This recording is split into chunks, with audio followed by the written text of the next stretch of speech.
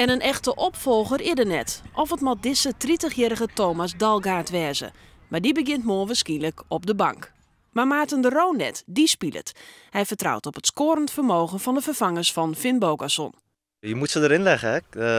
Kijk, we zijn Alfred kwijt, maar ja, het is belangrijk dat we blijven scoren. En ja, we hopen op deze manier dat we langer in balbezit zijn, dat we wat meer creëren door zelf zeg maar, iets te creëren in plaats van uit de reactie.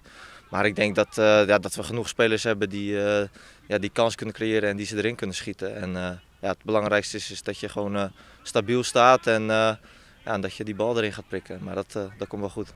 Van trainer Dwight Lodewegers mag het seizoen ook wel beginnen. Nevens hem is de ploeg de kleer voor. Er wordt heel scherp getraind, er wordt scherp gecoacht, gepraat met elkaar. Dus ja, we zijn er echt aan toe. En het gevoel is gewoon goed. Dus vanmorgen weer in die partijen die we gespeeld hebben, de vonken vliegen er vanaf. Dus het staat eraan te komen, iedereen is klaar. Of de ploeg de kleer voor is, zal morgen blijken dwaan. In Dordrecht thuis.